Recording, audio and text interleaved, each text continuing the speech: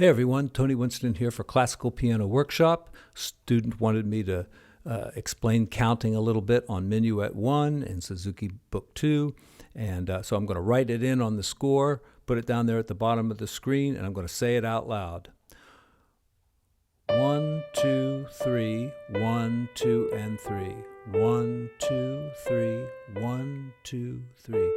1, 2, and 3, and 1, 2, and 3, and 1, 2, and 3, 1, 2, 3. That repeats. B section. 1, 2, 3, 1, 2, and 3. 1, 2, 3, 1, and 2, and 3. 1, 2, and 3, and 1, 2, and 3, and 1, 2, 3, 1, 2, 3.